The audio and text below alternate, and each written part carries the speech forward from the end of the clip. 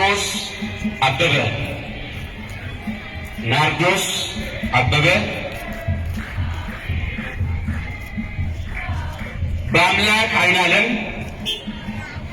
በአምላክ አይናለም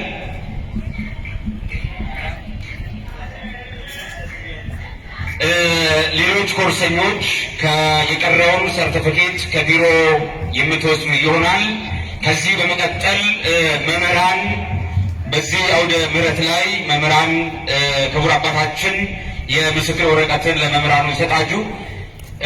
መልአከ ብርሃን ቀሲስ በፍርዱ ሰርጸ መንግስት ያሉ አይመስለኝም። መምህር ዮናስ በላይ ምስጢራተ ቤተ ክርስቲያንን በማስተማር ሲያገለግሉ ቆይቷል። ከክቡር አባታችን እጅ መምህር ዮናስ ወስደዋል። እልል ብላችሁ አመስግኑ። እግዚአብሔር ይስጥልን። መምህር ኢሳያስ ወለሰንበት የሉ። መምህር ጸጋዛብ ቶላ የቤተ ክርስቲያናችንን ታሪክ በማስተማር ከክቡር አባታችን እጅ የምስክር ወረቀትን ይወስዳሉ። መምህር ጥበቡ እሺ ይሄንን ወስዳለሁ። እግዚአብሔር ይስጥልን አባታችን። መምህር ብሩክ አበራ የመጽሐፍ ቅዱስ ጥናትን በማስተማር ከክቡር አባታችን እጅ የምስክር ወረቀት ወስዷል። ለፍሬ ሃይማኖት ሰንበት ትምህርት ቤት ኮርሱን በማስተባበር ትልቅ ስራ የሰሩ በተወካያቸው በሰብሳቢያቸው በወንድማችን አፈወርቅ አማካኝነት ወስዷል። እግዚአብሔር ይስጥልን። ከዚህ በመቀጠል ከ1 እስከ 3 በደረጃ የወጡትን ስማችሁን እጠራለሁ። ስማችሁ የተጠራ ኮርሰኞች መጥታችሁ ከክቡር አባታችን ከ1 እስከ 3 አንደኛ ደረጃ በማውጣት ከጠቅላላው የ6 ትምህርት ድምር 581.5 በማምጣት ተማሪ አስፋሽ ተስፋዬ አንደኛ በመውጣት አሰፋይ ተስፋዬ አንደኛ ወጣለች። ወደ አውደ ምሕረቱ መጥተሽ ከክቡር አባታችን አጨብጭቡላት። በጣም እግዚአብሔር ይመስገን። በጣም ድንቅ ተማሪ ናት። አንደኛ በመውጣት ተማሪ አሰፋይ ተስፋዬ፣ ሁለተኛ በመውጣት ተማሪ ቤተልሔም ተስፋዬ ከጠቅላላው የድምር ውጤት 566 በማምጣት ቤተልሔም ተስፋዬን ወደ አውደ ምሕረት በደንብ አድርጋችሁ ሸኟት። እግዚአብሔር ይመስገን። ጠንካራ ተማሪ ናት። ሶስተኛ በመውጣት ተማሪ ረድኤት አበበ ከሁሉም 91 550 በማምጣት ተማሪ ረድኤት አበበ ወደ አውደ ምሕረቱ መጥተሽ ከክቡር አባታችን እጅ የምስክር ወረቀት ትወስዳለች። አጨብጭቡላቸው። እግዚአብሔር ይመስገን ብላችሁ እግዚአብሔር ይመስገን። ስጦታውን ተማሪ አሰፋይ ተስፋዬ ወስዳለች። እግዚአብሔር ይስጥልን። ከዚህ በመቀጠል ተማሪዎች ስጦታ አላቸው ነው የሚሉት። የቤተ ክርስቲያን ታሪክ ላስተማሩት ለመምህር ጸጋ ዘአብ ኮርሰኞች ይህን ስጦታ አምጥተዋል። ከክቡር አባታችን መምህር ጸጋ ዘአብ ወስደዋል። እልል ብላችሁ አመስግኑላቸው። ለመምህር ዮናስ ምስጢራተ ቤተ ክርስቲያን ላስተማሩት ለመምህር ዮናስ ይህንን ስጦታ ሰጥተዋል። ስጦታውን ክቡር አባታችን መልአከ ብርሃናት እየሰጡ ነው የሚገኙት። ለመምህር ብሩክ አበራ የመጽሐፍ ቅዱስ ጥናት ላስተማሯቸው ለመምህር ብሩክ አበራ ይህንን ስጦታ ሰጥተዋል። ከክቡር አባታችን እጅ ተቀብለዋል። ለመምህር ኢሳያስ ዛሬ በመካከላችን የሉም፣ ስጦታው ይደርሳቸዋል። ለመምህር ጥበቡ ክርስቲያናዊ ስነ ምግባር ስለተማሩ ይህን ስጦታ አበርክተውልናል። ተቀብያለሁ። እግዚአብሔር ይስጥልን። ለወንድማችን ለሰንበት ትምህርት ቤቱ ሰብሳቢ ለአፈወርቅ ለወንድማችን አፈወርቅ ክቡር አባታችን ይህንን ኮርስ በማስተባበር ይህንን ስጦታ ኮርሰኞች ሰጥተዋል። እግዚአብሔር ይስጥልን። ለዲያቆን መሐሪ ኮርሱን በማስተባበር ትልቅ ስራ ነው የሰራው። ጭብጨባ ያንሳል። ለመምህራኑ፣ ለአስተባባሪዎቹ ሁሉ፣ ለአገልጋዮቹ በደንብ አድርጋችሁ እግዚአብሔር ይስጥልን። እግዚአብሔር ያቆይልን። ክቡር አባታችን መልአከ ብርሃናት ይህንን ኮርስ የበላይ ሆነው በመምራት በመቆጣጠር ኮርሰኞቹ ደስ ብሏቸው ይሄንን ስጦታ ለመላከ ብርሃናት ሰጥቷል። አረ ጭብጨባ ይገባል ለመላከ ብርሃናት። ረጅም ዕድሜ ከሙሉ ጤንነት ጋር ያጅልልን። ስጦታውን እየከፈቱ ነው። ምን ይሆን ይህ ስጦታ? ይናፍቃል። በየዓመቱ ይገርማል። የእመቤታችን የቅድስት ድንግል ማርያም ስዕል አድኖ ለክቡር አባታችን ለመላከ ብርሃናት ሰጥቷል። ረጅም ዕድሜ ይስጥልን ብላችሁ ለመላከ ብርሃናት ጭብጨባ በደንብ አድርጋችሁ አመስግኑልን። እግዚአብሔር ይስጥልን፣ እግዚአብሔር ያቆይልን። የተቀመጣችሁ ተነሱ።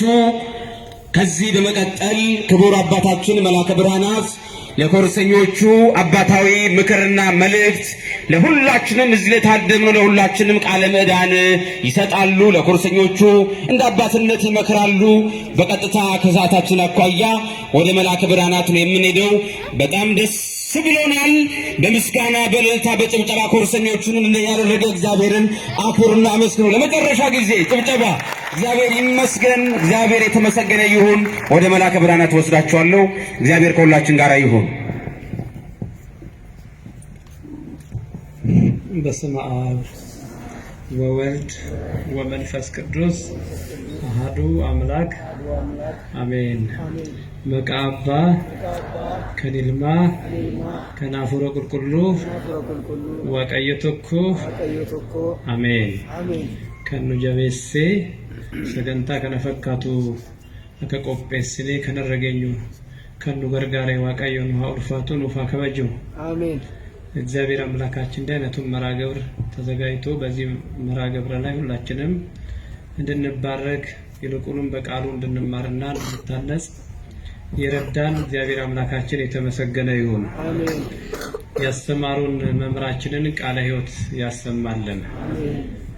በጣም ደስ የሚል ትምህርት ነበር የጀመሩት። ከጊዜው አኳያ እንጂ እዛ ላይ ብናመሽ ደስ ይል ነበር። ያው የኮርሰኞቹም ይሄው ስለሆነ ዓላማው እግዚአብሔርን ቃል መማርና መታነጽ ነው የመጀመሪያው ማለት ነው። ኮርሰኛ ማለት ለደቀ መዝሙርነት ሽግግር አስቦ የሚያኮበኩብ ከሌላው እንደው ዝም ብሎ ከሚኖረው ምእመን ወደ ተሻለ ደረጃ ለመሻገር የሚያስብ ስለሆነ የበለጠ በእግዚአብሔር ቃል ስለሆነ የሚጸናው በዚህ አይነት ጉባኤ ላይ በእንዲህ አይነት ፕሮግራም ላይ ጥሩ መምህራን ተገኝተው የእግዚአብሔርን ቃል ሲያካፍሉ ደስ ይላልና እግዚአብሔር አምላካችን በድጋሚ መምህራችንን ቃለ ሕይወት ያሰማልን።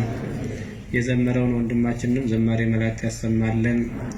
እናንተም የዘመራችሁትን ሁላችሁም ያገለገላችሁትን እግዚአብሔር አምላካችን የበለጠ እንድትሰሩ ይርዳችሁ።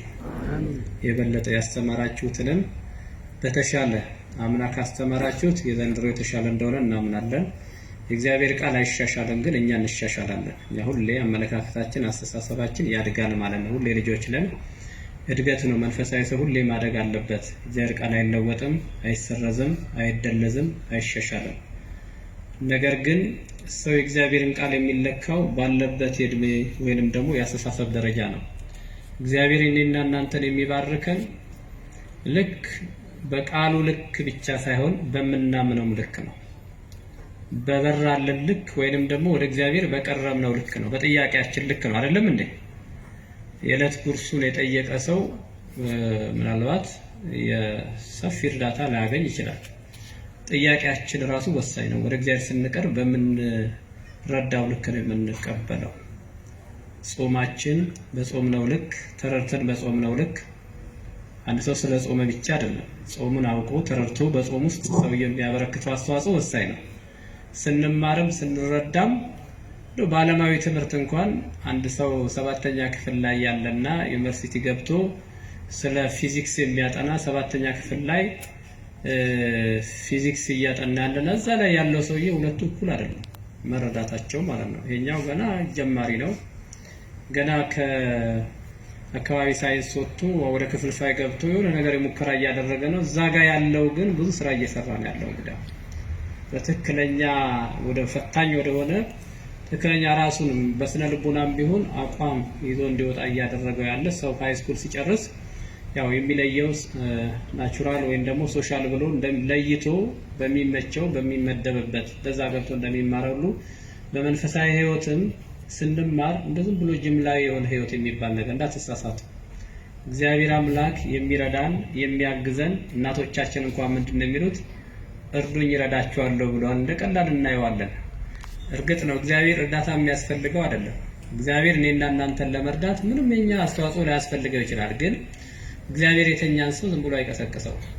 እግዚአብሔር በሩን ዘግቶ የተቀመጠን ሰው በሩ ሰብሮ ገብቶ አይባርከውም። ስለዚህ ክፈቱልኝ ነው። ቢያንስ ከመኝታችን ተነስተን በሩን መክፈት የኛ ድርሻ ነው ማለት ነው። ይሄንን ማንቀበል ከሆነ ግን እግዚአብሔርን አልፎ ሰብሮ እስከ መኝታችን መጥቶ አይባርከንም። ስለዚህ እናቶቻችን ወንጌላውያን ናቸው ማለት ነው። ምክንያቱም እርዱኝ እረዳችኋለሁ ብሏልና ይላሉ እናቶቻችን። እንግዲህ ይሄንን ደግሞ በጥሩ ሁኔታ አቃንቶ መቀበል ነው። ሳያጣምሙ እናቶቻችን አባቶቻችን የሚናገሩት ሁሉ ወንጌል ነውና በረከታቸው ይደርብን። ዛሬ ኮርሰኞችን መርቀናል። እኔን ሸለማችሁኛል። ለምን እንደሸለማችሁኝ ባይገባኝም እንዳላኮርፍ ይሁን ለምን እንደሆነ ሰው ሲሰራ ነው መሸለም ያለበት። በልማቱ ብትሸልሙኝ ደስ ይለኛል። ዛሬ ዋሻችሁ አልቀበለውም። የእመቤታችን ምስለ ፍቁር ወልዳ ስዕሏ ስለሆነ ተቀብየዋለሁ። እናንተ ግን ዋሽታችኋል። ምክንያቱም አላበረታታችሁም። መጥቼም ሰበካ ጉባኤ ከወሰነው ውሳኔ ውጪ መጥቼ ባለኝ ጊዜ እናንተ መምህራኑ ሲያስተምሩ ከእናንተ ጋር ተካፋይ ሆኜ ያለው ሁኔታ አስተካክዬ አምና እንኳን ይገባል አምና የተወሰነ ሽልማት አርገባል። የአምና ኮርሰኞች ትንሽ ጊዜም ቢሆን ገብቼ ተከታትያለሁ። ግን ያው ስለዚህ ዛሬ ዋሽታችኋል። የዘንድሮ ኮርሰኞች በውሸት ሸልማችሁኛል ማለት ነው። ሰምታችኋል? እየሰማችሁ ነው? ይህ ሽልማት በረከት ነው ለኔ የእናታችን ምስለ ፍቁር ወልዳ ስዕሏ ስለሆነ ተቀብየዋለሁ። ከዛ ውጪ ግን የሰራሁት አይደለም ማለት ይሄ ሽልማት ሳልሰራ የሸለማችሁ ሽልማት ስለሆነ ሁሉም እንዲያውቅ ነው ማለት ነው። መምህራኑ ስላስተማሩ እነሱ ባስተማሩት በደከሙት ልክ ሸልማችኋቸዋል። ለኔ ግን ከዚህ ይልቅ በተሰራው በእያንዳንዱ ነገር ቆጥራችሁ ባሸልሙኝ እንኳን ብራቮ ብላችሁ እውቅና በሰጡ በቂ ነው እሱ ማለት ነው። አይበቃም ወይ? ዋናውን ትታችሁ ተቃቅሩ ላይ ስትሮጡ ሳያችሁ በጣም እታዘባችኋለሁ። እግዚአብሔር ሸልሞኛል፣ እናቴ ሸልማኛለች። የማንም ሽልማት አያስፈልገኝም። እናቴ ድንግል ማርያም ሸልማኛለች በአንድም በሌላው ማለት ነው። የማንም ሽልማት ማንንም ከፍ ያደርገው ማናው ከፍ የሚያደርገን? እዚህ ብንሸላለመው ዋጋ የለንም። ዓለማችን የሰራውን ሰቅላ ያልሰራውን የምትሸልም እንደሆነ እናውቃለን። ችግር የለውም። ስለዚህ ለወደፊቱ እንዳታደርጉ እሺ። ተከራከሩ። አባታችን ይሸለሙ ብለው እዛ ኮርሰኞች ምን አደረጉ? መተው ጎብኝተውናል፣ ባርከውናል፣ ጸሎት አድርገውልናል። ለዛ ብላችሁ አትከራከሩ። ስለዚህ የዘንድሮ ኮርሰኞች ተሳስታችኋል። እንደገና ሁለተኛ ብላችሁ መጀመር አለባችሁ ማለት ነው። የአምናዎቹ ትክክል ናችሁ፣ ይገባችኋል፣ የተወሰነ ሞክራችኋል። የዘንድሮዎቹ ግን አቋራጭ ፍታፍ ነው ማለት ነው። ስለዚህ አንድ አይቻል የዘንድሮ ኮርሰኞች እንደገና መማር አለባቸው። ቀራላችሁ። ስለዚህ የተማረ ሰው ያመዛዝናል። ያው ግዴላችሁ የምትሻለው ምን ችግር አለ? የግድ እዛ መምጣት አይጠበቅም። እነዚህ ነገሮች አቀናጅቼ መምህራኑ በሰዓቱ እንዲገቡ ሁሉም ነገር እናንተም ተምራችሁ እንድዘምሩ ሁሉም እንዲመቻች መረቡም በቂ ነው። ሽልማቱ በእኛ ላይ የሚያመጣው የሚጎዳውም የሚጠቅመውም ነገር ባይኖርም የተለመደ ስለሆነ ችግር የለውም። ግን ምን ለማለት ፈልጌ ነው፣ እንደ ትምህርት እንደ መንፈሳዊ ትምህርት የኛ ክትትል ለእናንተ ወሳኝ ነው። አሁን የጀመራችሁት ኮርሰኞች እዚህ ጋር የጀመራችሁትን ቅድም ስናይ ነበር። ድምጻችሁ በዚህ በኩል ያሉት እህቶቻችን በዚህ በኩል ሁለት ወንዶች አሉ፣ በጣም የተሞረደ ነው። ስለዚህ አፈወርቄንም በደንብ አስበበት እሺ። ስለዚህ ድምጽ በቆይታ አይደለም ስለቆየ አይደለም። እየሰማችሁኝ ነው? አንዳንድ ሰው ዝማሬ በቆይታ የሚመስለው አለ። እሱ ጸጋ ነው። ዝማሬ ጸጋ፣ በጣም ጸጋ አላቸው። ወንድማችን እዛ ጋር አደግድጎ ያየሁት ሁለት እህቶች አሉ እዚህ ጋር። እነኚህ ሰንበት ትምህርት ቤት ቢገቡ ሰንበት ትምህርት ቤቱን ይቀርጹታል። ስለዚህ በቃ ከሌ ጌታችን በማቴዎስ ወንጌል ላይ ማቴዎስ 20 ላይ ሲያስተምር ምንድን ነው ያለው?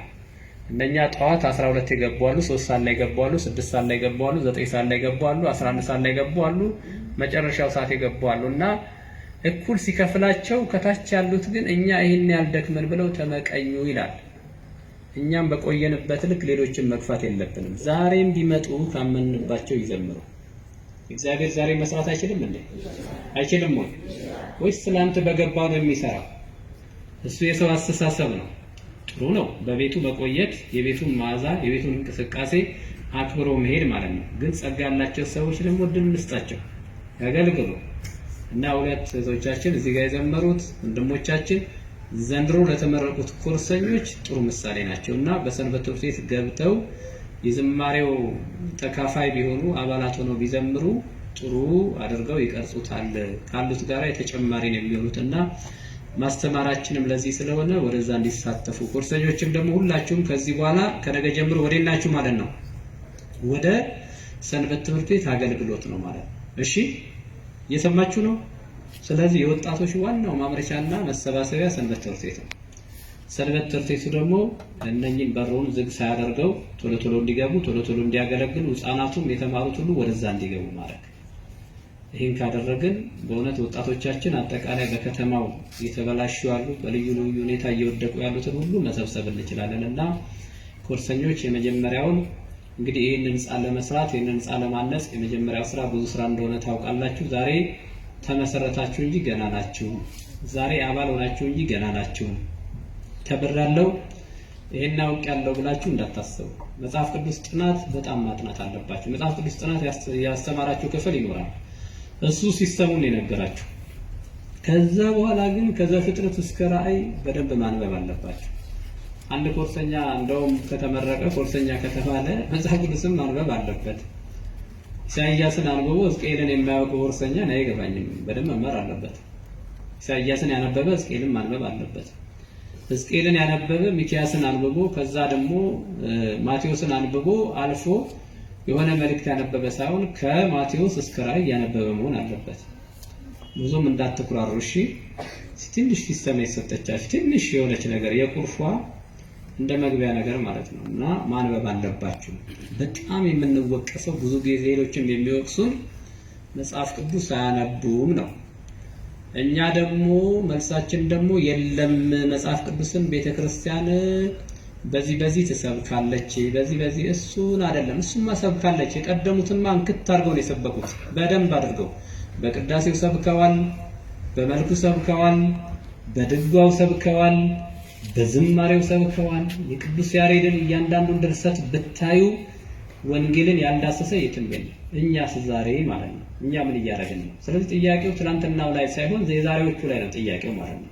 እኛም እንደ አባቶቻችን ብርቶች ሆነን መጽሐፍ ቅዱስ የምናነብ የምንጠቅሰውን የማናጣ ጉንጫችን በእግዚአብሔር ቃል የተሞላ እንደ አባት አሉና ትልቅ አባት ስማቸውን መጥራት አልፈልግም።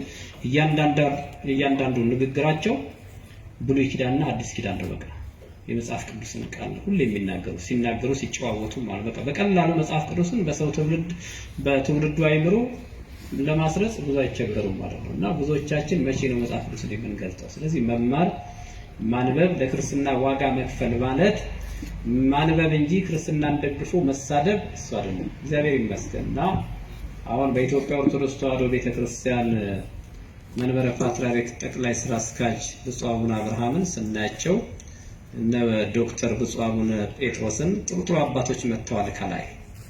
እነኚህ አባቶች ከቀጠሉ ትውልዱ እርግጠኛ ነኝ በወንጌል ይቀረጻል የሚል እምነት አለ።